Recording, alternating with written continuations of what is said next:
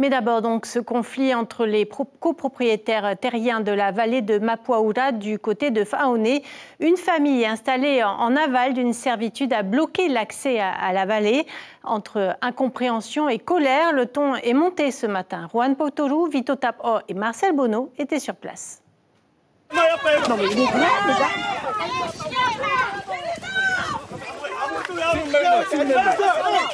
Alors que la situation commençait à s'apaiser, il n'a pas fallu longtemps pour mettre le feu aux poudres entre les propriétaires terriens de la vallée de Mapuaoura.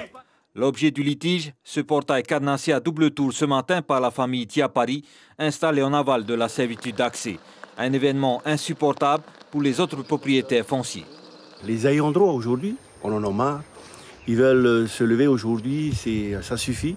Et non simplement ça, le pire c'est qu'il y a des entreprises qui ont l'autorisation des Tiapari, des consorts Tiapari, qui viennent dans la vallée, qui pillent nos rivières. Ils sont juste ayants droit, c'est tout. Les terres ne sont pas partagées. Alors nous, on a trop peur, une fois partagées, on aura quoi comme bien? Pour Reiho Dudes et sa famille, l'opération de blocage est justifiée.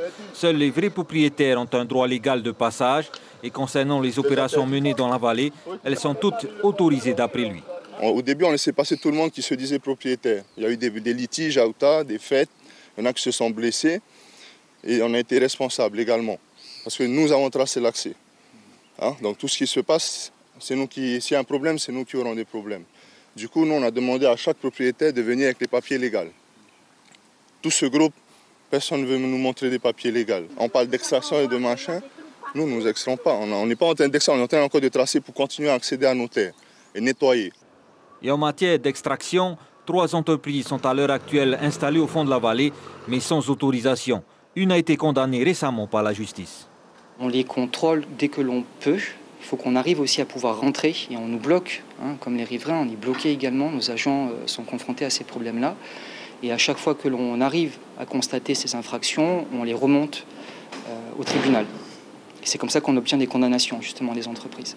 Il y a des entreprises qui ont été condamnées dans cette vallée? Oui. Une a été condamnée au mois de janvier.